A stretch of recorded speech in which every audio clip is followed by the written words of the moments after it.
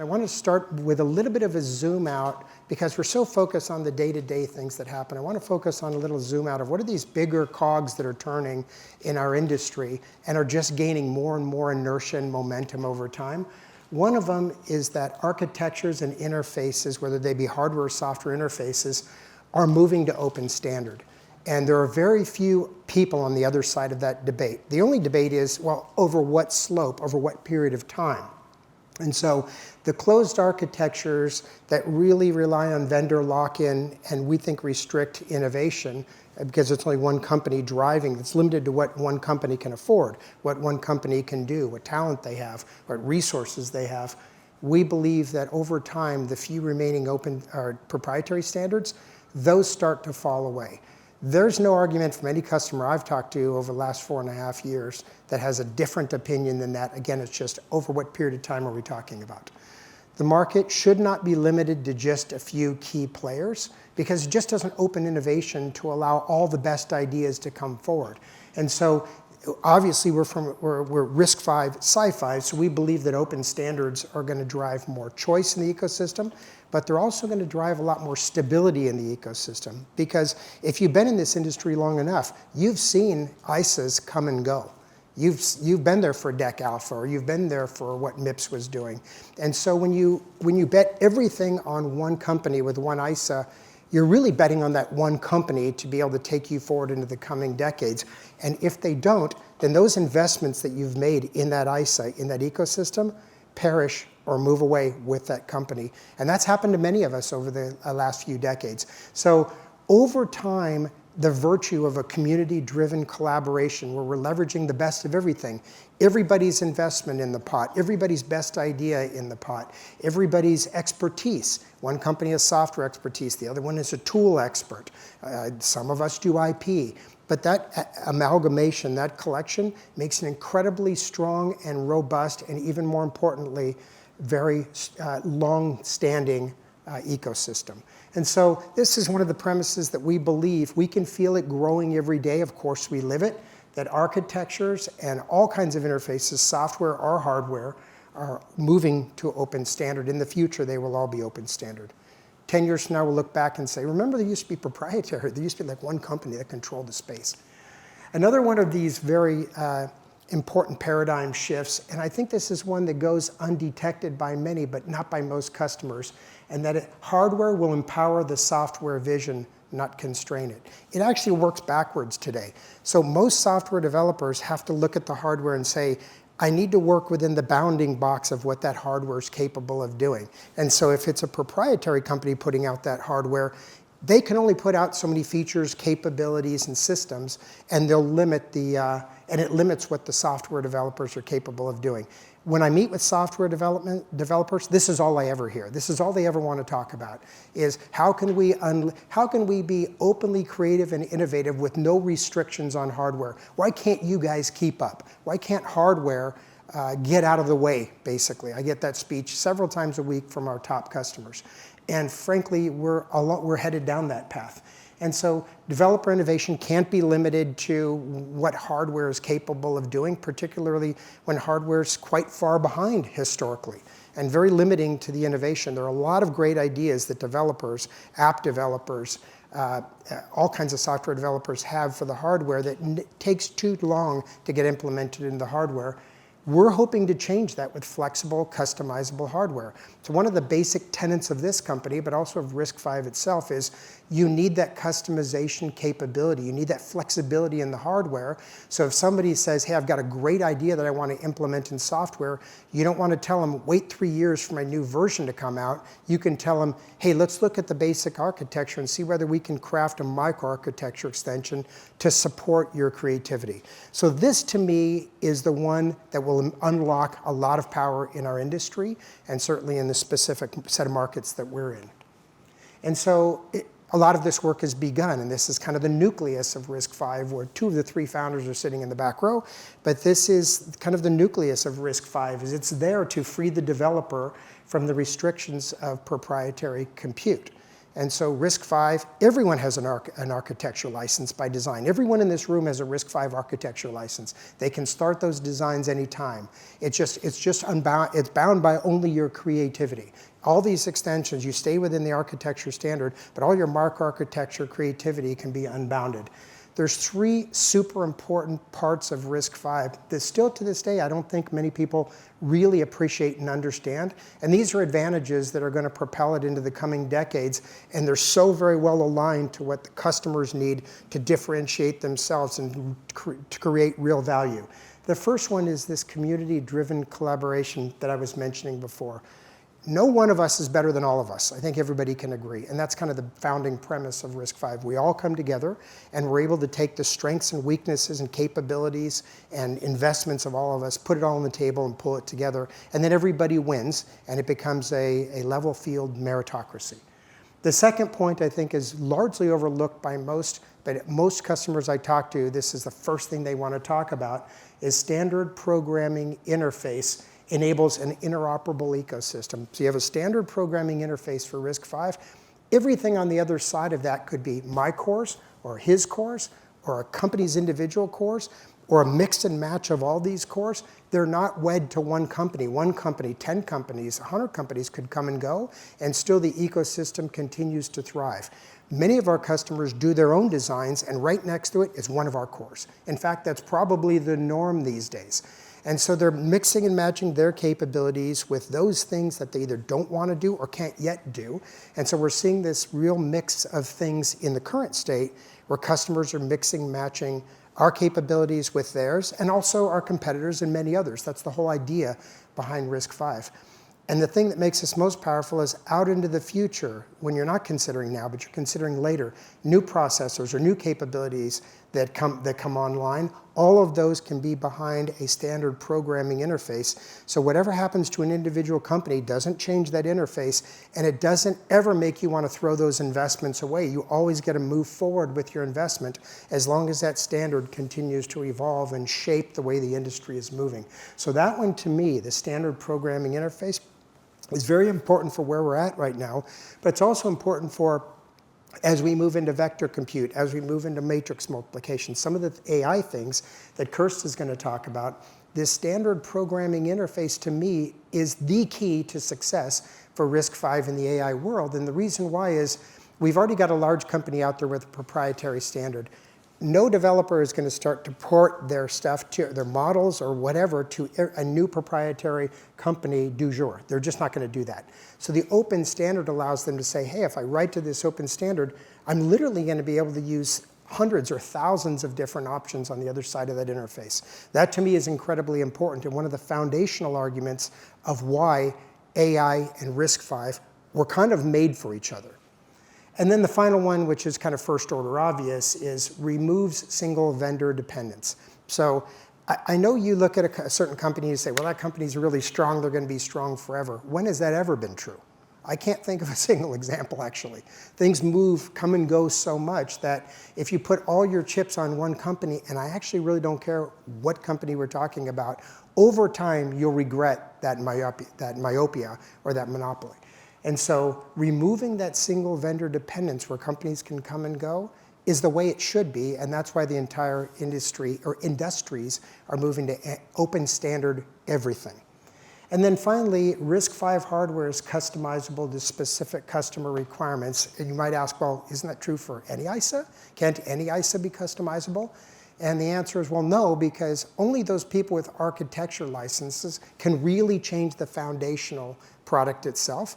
And so since everyone in RISC-V is involved in the RISC-V community, I'll say, all of them can affect the movement of the architecture as it moves forward, and all of them are RISC-V licensees. And so that allows every company who's a licensee to grab the architecture and do those customizations that they need to make their products higher performing or better performance or lower power or smaller area. And so we have customers from the tiniest little micro customer that wants to make it tiny, small code base to the infrastructural things that Kirst is going to talk about a little later. So RISC-V, one thing we have not found about RISC-V is any limitation in the architecture which prohibit it from prohibits it from being a leader in any application, from the tiniest to the largest. And so the RISC-V architecture has been beat up. It's been, I think, back till 2010 when initially they're sitting around Berkeley trying to see what can we do with this thing. We're more than 10, 15 years later, and we can see that RISC-V only continues to exceed expectations in terms of what it's capable of doing. And so this is what's happening with RISC-V over the last 10 plus years. And that is, you've seen it go from a release into the wild by a very small team at Berkeley into over 4,500 companies worldwide of every ilk, of every geography, from academia all the way to high-performance hyperscalers. Everybody's getting involved because they can see the full long-term power of RISC-V. Now, industries are spinning up in different time constants because the ecosystems and the other challenges that they do or do not have. But this is not just IP vendors, it's chip vendors and chiplet vendors and EDA folks and tool vendors and companies that provide NOCs and a big swath of academia. RISC-V is pervasive in China in the schools and also in India in the schools, and that's becoming pretty true in North America as well. Literally every branch of tech is now getting involved in this RISC-V expansion, and it's not just a bunch of smaller players. The biggest companies in the world are now part of the RISC-V consortium, or the RISC-V International, and so it may have been something small sitting around a table at Berkeley 15 years ago, but right now it has incredible nonlinear momentum that's going on, and now there's over 4,500 companies across 70 countries. So literally this is in Africa, and literally it's all over Asia and all over North America. And so I would say it's fair to say it's dictionary-proofed unstoppable at this point. It's just all of us continuing to compound our investments.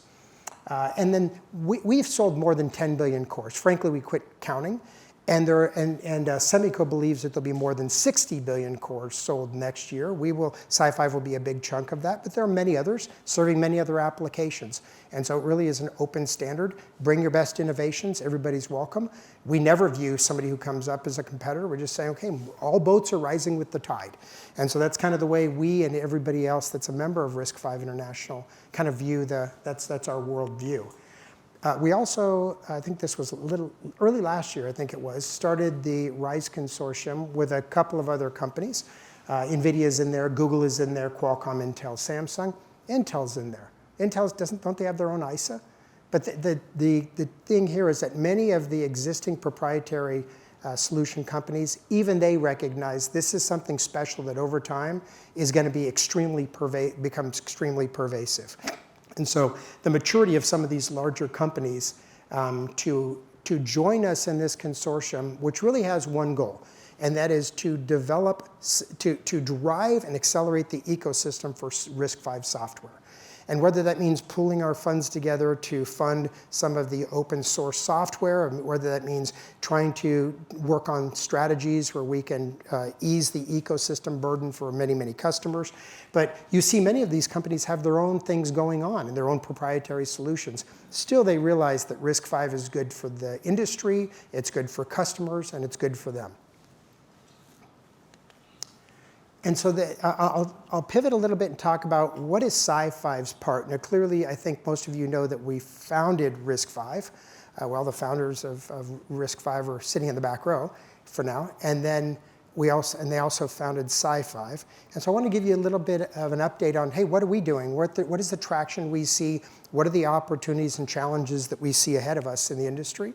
And so the first one is kind of a simple point, and that is the Mag 7 companies all have RISC-V programs, and we know that because we're supplying 5 of them and counting. And so even the largest companies in the world that have plenty going on, their plates are full, they're using a lot of the proprietary historical stuff, legacy stuff that I think may fade over time, but they're building the ark before the rain. They see it's coming over some period of time. And we're grateful that we're playing a part in their kind of transition over to RISC-V. And so a little bit broader update on what's happening with the company. So this is our 9th year. We just went past our 9-year anniversary. We have 400 plus design wins across I can't think of a single market segment or even type of application from embedded to infrastructure to servers that were not in those applications or in those platforms. We have earned our way to be the gold standard of RISC-V, and it wasn't easy. It's a lot of sweat, a lot of investment, a lot of digging in hard pan soil, in a lot of years where the belief wasn't there and the ecosystems weren't quite sure, and the big guys weren't in there yet, and the tool people weren't in there yet. Now they're all there, but we've earned our way, and a couple of proof points is the majority of the top semi companies in the world use SiFive technology. Even though many of them, in fact, I would say all of them could do it themselves if they wanted to. But they use our stuff because they know that we're really focused on excellence in RISC-V, and they also know that we've shipped more than 10 million units, so we can be trusted to make sure that we put out the quality together. The major hyperscalers, several of them are using us for a variety of different applications. And then the whole move in automotive, the EV move, the autonomous vehicle move, whether it's in China or whether it's in the Western world, all of them are pushing us pretty hard for innovation for RISC-V to move into automotive. And the reason why is they haven't gotten a lot of attention over the last 10, 15 years. They've always been the market that says, hey, here's some mobile stuff, use it in the car. Or here's what we did in industrial, shoehorn it into the car. And we're one of the first companies, and at this point maybe one of the very few, that is focusing our products on the features required by the automotive folks to let them, take them on their journey and allow them to evolve their products. And so this is why we've partnered with the largest ride-sharing companies in the US, one or two in China, and then a lot of the largest automotive companies are either already on board with us or moving on board with us. It's fair to say that they've been neglected by the large proprietary standards historically, and so we've stepped in to fill that void. And then billions of, again, we quit counting billions of chips that have shipped with SiFive cores in them across a bunch of different markets that I'll soon mention. And then we believe over 10 billion cores within those chips. And I think the main point here is we've paid our dues and we've learned a lot and we've fixed quality. We've found and fixed quality problems. And honestly, these customers that we have taught us an awful lot, particularly over the last 5 years, about what it means to be a high volume quality supplier. We're in handsets. You make a mistake there and heads roll. We're in automotive and we're in aerospace and defense as well, where quality is literally job one. And so you might ask, okay, well, these larger companies can all do it themselves. So why SiFive? Why are they trusting SiFive instead of either doing it themselves or dropping back to the proprietary standards? Or just doing something else other than SiFive. And the reason why, a couple of reasons why. Firstly, our team, our founding team, which is also a big part of our executive team, they did start RISC-V from the very beginning. And they know it like nobody else. And they pretty much show us that every day. We have a complete IP portfolio, and that did not jump into the boat or fall into our lap. We've invested $500 million or more in everything from the embedded products to our high-performance application processors to now our AI platform, which is both vector processing and matrix multiplication, and every other system extension is required to glue it all together. And I think John Ronco, our product chief, is going to go through some of those things shortly. But we've invested from the tiniest little RISC-V instance to the highest end possible for our reach, as well as all the AI platforms, and we put $500 million worth of investment. So that breadth of portfolio is actually really important to our customers because typically our customers aren't looking, independent of market, for one processor. They're looking for, okay, I need one processor for my security zone. I'm going to need I'm going to need a big little configuration, or let's say a smaller or larger configuration for my main processing core. And I'm going to need a bunch of other control plane processors. Most of them come to us not with a request for a single core or single product, but with a vision of where they want to go multi-generationally. I would say it's fair to say that most of our best customers, we're on a journey with them. We're not a supplier of them. We're on this co-visioning, co-inventing journey, and they push us pretty hard to customize our solutions to create the perfect fit that's going to differentiate them in the markets where they're trying to win. The proven quality is one that came hard because we earned it over 9 years. We've learned a lot about quality. The company is now ISO 9001. That's not a product thing. The whole company has to go through that aperture. In automotive, we're ISO 26262 and a bunch of other ISO standards that John, I think, will talk about. But we have taken quality very seriously as a smaller company because we know that has to make it into the DNA. It's not something you can just add to a product. And then the customization expertise is something that sounds a little fleeting, but actually it's probably the most important part of the culture and the DNA of the company. From the very beginning, when the founders put together our design flow or our tech stack, the whole idea there is that we could customize RISC-V cores quickly, particularly on the front end of the design cycle, be very agile. So the way we built our tech stack was expecting that we had to be agile, expecting that we're going to have to configure and customize and optimize solutions for customers to create that perfect fit that they couldn't get from a small, medium, large proprietary solution. If you want a medium with long sleeves, we can definitely help you. You're not going to get that response from, I don't think, anybody else on this planet. There may be options on other planets. And then finally, the trusted advisor, it's kind of the culture of the company also. And so what winning looks like to us, literally the mission of the company, is to make our customers successful in the markets that they work in. And we've built our business model around it. So we have a 2-tariff business model, upfront licensing, but back-end royalties, no exceptions. And the reason why there's no exceptions is that that's our reinvestment cycle. Those royalties pay for the technology reinvestment. And so when our customers win, we quite literally win when they win. And so much of the times I mentioned before, they don't view us as a supplier, many of them. They view us as a trusted advisor because they come to us and they say, all our meetings are not, hey, let's just talk megahertz and megabytes and interfaces. Let's talk about where you're going multi-generationally, and let's talk about the technology elements. Sure, the cores, but what about the interconnect and everything else that's going to get you along that path? We have customers in embedded that are moving from old style embedded to needing to connect it for IoT, to needing to add intelligence to it, and that's their journey, and that's the journey that we're moving along with them. And so this is why we have most our customers, I would say, or a big chunk of our customers, to be fair to say, are repeat customers that have been with us for a very long period of time. Okay, I'm going to quickly go through kind of some key growth segments. I had to limit it to a few that we could do in the permitted time, just to give you kind of a flavor for how we engage and how we're growing and where we're really adding value now, where we're planting now and where we can actually harvest now. And there is typically a significant temporal displacement between these plantings that we do and the harvests that we do. But embedded is a great example. And the reason why is that we do have, initially in the company, we started from the low end, we've worked our way to the higher end.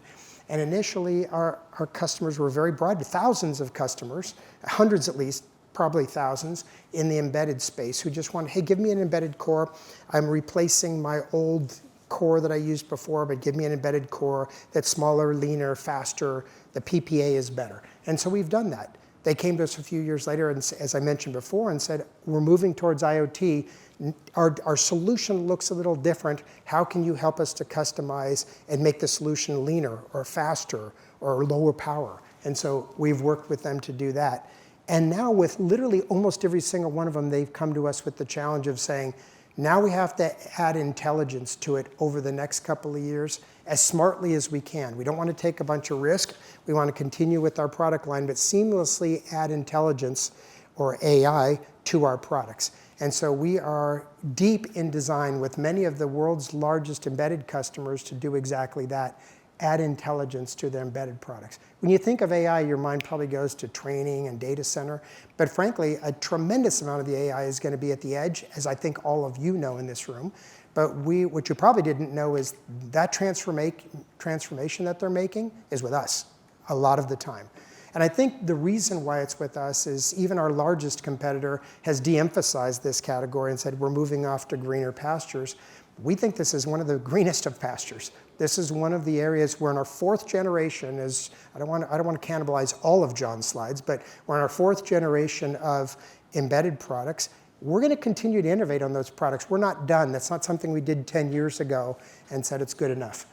Automotive and industrial is an area, as I told you, which is focused investment of the company. I ran automotive business unit at Qualcomm.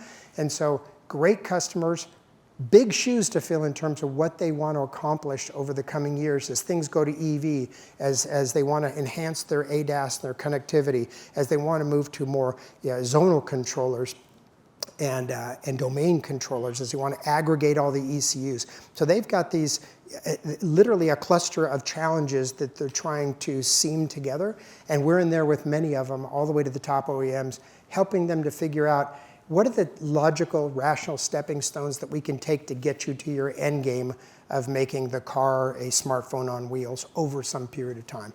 And so it's a lot of fun, frankly. And in that also are the major space agencies and major industrial customers who are kind of looking to do the same thing.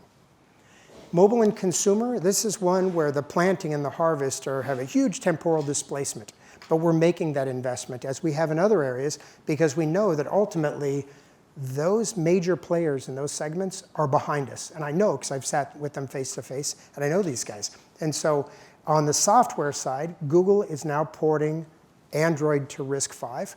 They've done this after the major mobile players have come to them and said, we got to get moving. We need to build the ark before the rain, and we're going to need to get there. And so whether it was us or the major mobile players worldwide, frankly, Google responded to that challenge. And frankly, that work is, to a large portion, I won't say done, but well on its way. And so the other thing that makes us a perfect fit for this market is our compute density, our performance per watt, is uniquely good across all of the instruction set architectures. One reason might be less junk in the trunk, legacy junk. The other reasons are more technical, based on the way the architecture has been put together and the way it was designed by a couple guys in the back row to scale from the smallest instance to the largest instance as gracefully and as leanly as possible and as modularly as possible. Maybe you can catch them at a break and ask them that question. But that mobile and consumer investment that we're making, we're 2 years into that, and it's going to be a little bit longer before we start to find ourselves in the watches, in the Android TVs, in the other consumer devices that are impacted by, or that are Android platform consumer devices, and then other consumer devices. So this is a very fun category. Let's take it out at some obvious period of time. 7-8 years from now, we're in a majority of the handsets, I think. Why? Because we open the innovation, we come in with compute density that nobody else can match. The challenge for us is, again, the ecosystem. These ecosystem-rich environments, the hardware piece we think is the easy piece. It's the ecosystem piece where you have to make sure that the compatibility is 100.0%. And then in infrastructure, a market that was probably the last of investment across this, but as we move to higher performance application processors, we're, I think delighted is the word, that we're starting to get some of the larger customers coming to us and saying, you know what, I have to do something that I can't do with the proprietary solutions, and I need you to work with me to try to get us there. And these folks, and it's the largest companies in the world, are pushing us along, or even dragging us sometimes and pulling us. And so one thing that's, a couple things that are universal across this whole continuum is that the customers are cheering RISC-V and SiFive on at with amazing strength and persistence. The other thing that's true is a lot of these markets are also growing in the Western world, but also in Asia.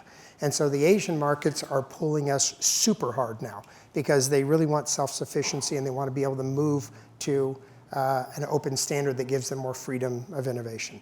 But these are some of the markets where we're seeing traction. Again, I said it earlier, we don't see any market, any application where there's not a good fit with RISC-V. And so this is something we're learning together as a RISC-V community over the last 10 years. And then, so, maybe a couple of takeaways before I hand it over to John. And just the ones that I think are really noteworthy and are good top of mind to walk away from. The first one is RISC-V is freeing the developers from the bounding box. So over almost our entire careers, the proprietary hardware has dictated what innovation can take place now and what innovation has to wait till later. That's not the way it's supposed to work. The way it's supposed to work is hardware and software are supposed to work together in partnership to unleash everyone's creativity and bring those innovations as soon as they possibly can. The current model just isn't working, and therefore over time will collapse. And it'll make way for open standards, open architectures that are a little bit more flexible, a little bit more aligned with what customers want. The second piece, as I said, is overlooked a lot, and so I really wanted to punctuate that. This standard programming interface enables this interoperable ecosystem. On the other side of this modestly, slowly evolving interface is all of our stuff, SiFive stuff, customers' individual accelerators, our competitor stuff, the technologies that are going to be developed tomorrow that we haven't even thought about. I think when Kirsten, Jensup, and Andrew put RISC-V together at Berkeley, I seriously doubt they were thinking, okay, we should add vector processing to the standard today. Or maybe matrix multiplication will be a good extension. Maybe they are. They're smiling at me like they think they knew. But, and so we don't know what's next. Transformers were, before 2017, no one was talking about transformers really at all. And so I think that there's all these new technologies. This is the whole idea of a hardware abstraction layers. So much innovation can take place on the other side of the interface. But customers, everybody in the world, including us, can trust that interface to be stable and standard and have longevity over time. And then the final one is we've dedicated this company and geared this company to customizing customers' solutions. That's what if you ask us, what are you good at that better than everybody else? I would say our ability to customize, optimize customers' solutions so that they can create this differentiation. I'm going to leave it with that. I'm going to hand it over to John. John's going to go through kind of what have we done with our products, where we invested, and where we headed over the coming years.